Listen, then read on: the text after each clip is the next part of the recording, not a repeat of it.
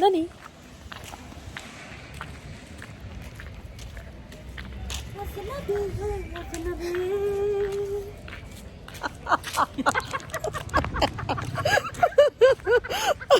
Asnavi, क्या गाने हैं यार ये? हाँ? कहाँ से सीखा है तूने? मैंने हाँ? कहाँ से सीखा था? मैंने सिखाया था खुद सीखा है? मोबाइल पे देख मोबाइल उसने वो बोल रही है कि मोबाइल पे देख के सीख गया है वो. तो अभी हम लोग जा रहे हैं दुकान पे कुछ खरीदने के लिए एंड देखते हैं कि मिलेगा कि नहीं. सिर्फ ये मिला मुझे ये जेली. ये देखो. आं माखासे गोदान स्किन केयार प्रडाक्ट्स दिन्थिनो नागिरदों जायखौ आङो लास्ट 2 weeksनिफ्राय इउज खालामगासिनो आरो बेयो आंनि स्किनावहाय बिराद मोजाङै खामानि मावदों आरो बेनो जाहैबाय Korean beauty range of Pilgrim. पिलग्रिमा cruelty free, sulphate, parabens free आरो लोगोसे 100% भेगान स्किन केयार ब्रेन्ड आरो बेयो बिराद इफेक्टिभलि खामानि मावो जोंनि स्किनावहाय. स' बेफोरनो जाबाय प्रडाक्ट्सआ नै. So first आनो जाहैबाय Pilgrim Volcanic Lava S Face Wash with Yakdugu and White Lotus for all skin types.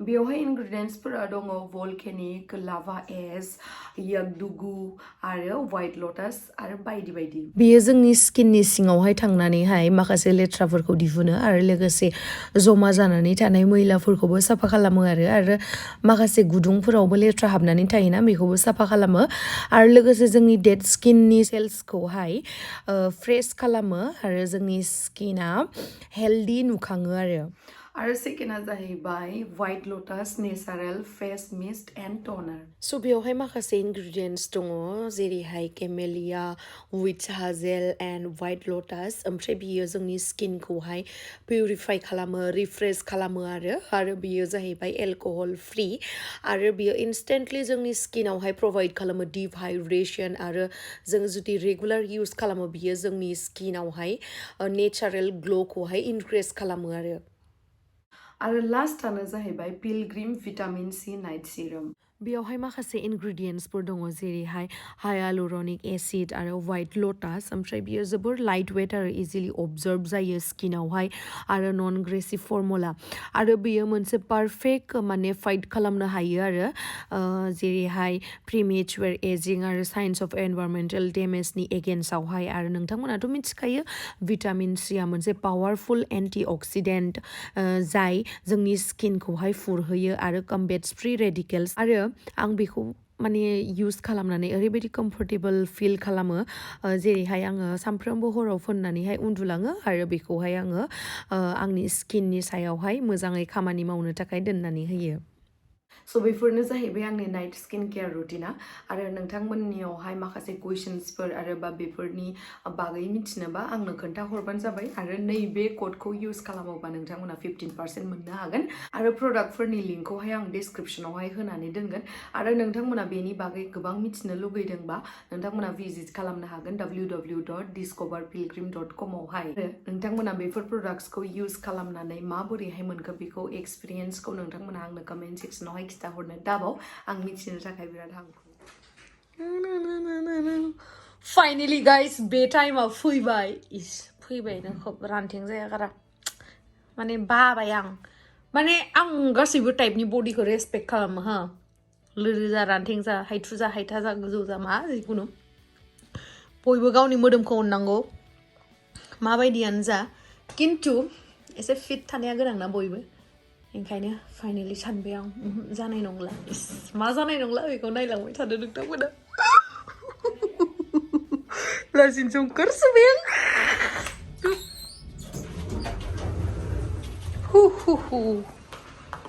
चलो बाय.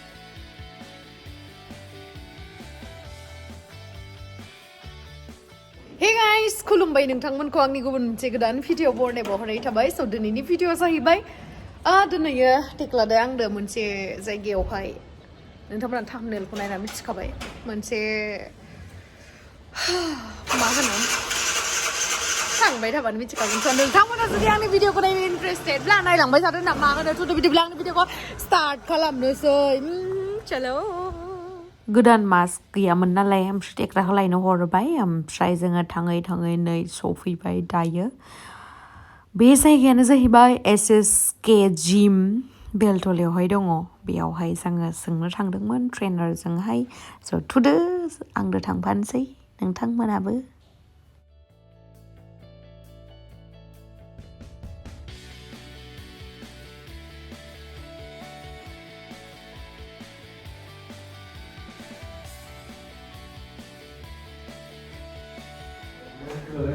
गाइस थाबायनायावनो माथो रानथें जालायलांदोंलै आं सानफ्रोमबो फैबाय थाबा इमान सु दङ नुवाखै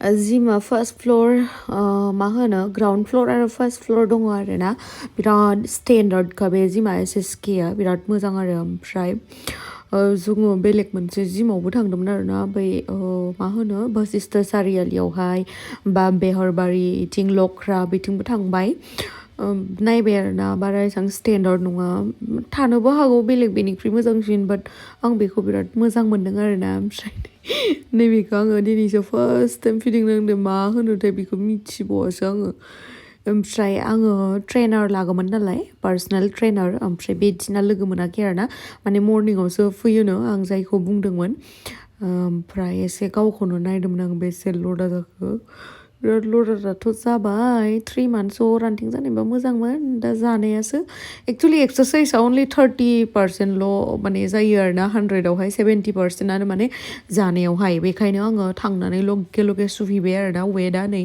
नोंथांमोनानो नुखागोन बेसे आं बुंलायलायला इस नायदो मोजाङै बेसे मा होनबावनो हायोना हाया नायनोसै ना आंथ' बेफोरबायदि माने जिमावहाय सिगाङावहाय नेहुआव फरायनायावहाय थांदों बाट बेवहाय ट्रेनार बिदि लायाखै आरो ना माने जास्ट ओरैनो खारनाय मानाय माबा माबि ओरैनो जा हायो बेखौनो खालामदोंमोन खिन्थु एबारसो फार्स्ट टाइम माने ट्रेनार लानानै खालामनो नागिरदों आरो ना आइ होप रिजाल्टआ मोजां जायो नायनोसै ना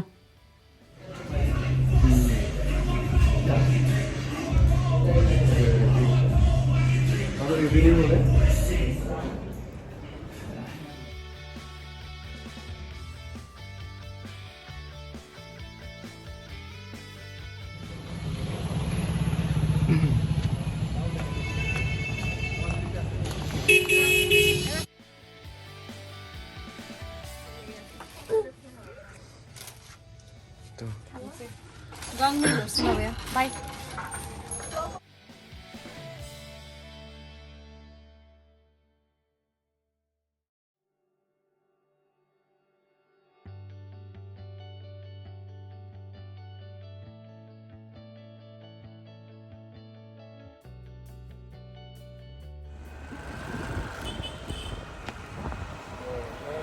भुतिया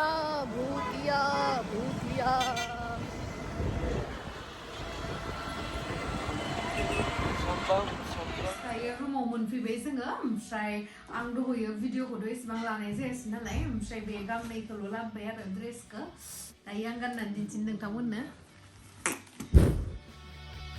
फार्स्ट ड्रेसआनो जाहैबाय नैबियो ग्रिन कालारनि स्वेटारा माबोरै नुदों देलाय नोंथांमोना खिथाहरलाय आंनो रियेलावहाय बिराद मोजां होनो आरो ग्रिन कालारा ओमफ्राय केमेरायाव एसे बोरैबा नुदों कालारखौ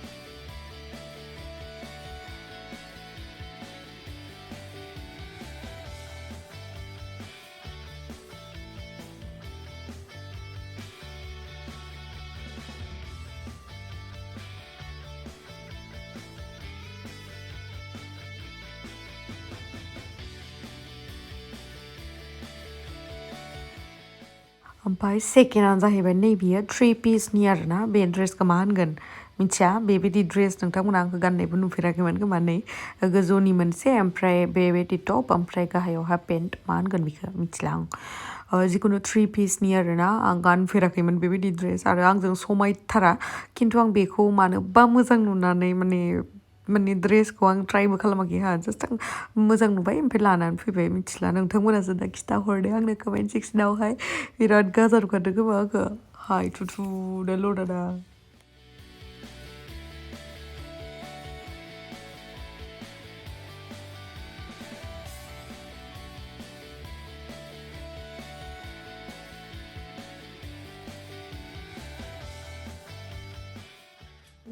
Dabang खालामहरदो एबार नोंथांमोना नायनो गोसोबा नायनो गोसो गैयाबा खिबु फिनला नोंथां सोरनि आइदि आं सोबो नायनो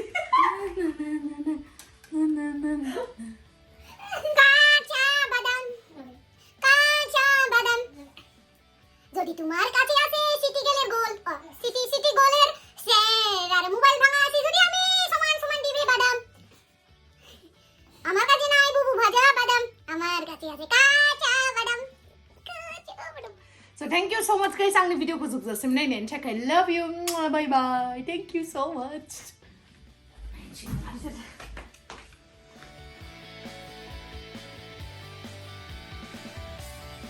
जानाव सोर फैदो नाय टक्ला ओंखारलाय हामबाय जा सनानिया हामबाय बोरो इ हामबाय सना रहाय हामबाय नायनो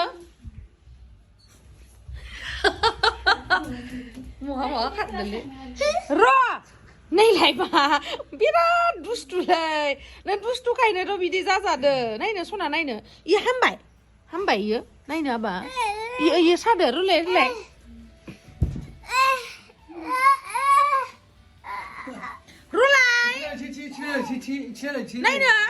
नायनोलाय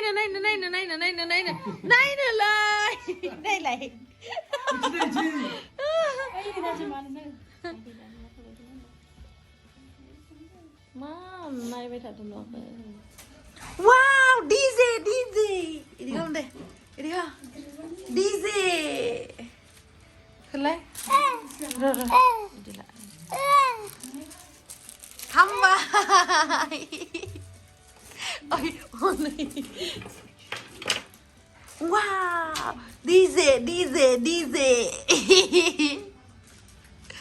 डीजे ओइ हामांबाय न दसेनो दावदै जाहोनाङा इनो खोमायावसो ला खोमायाव थु इयाव थु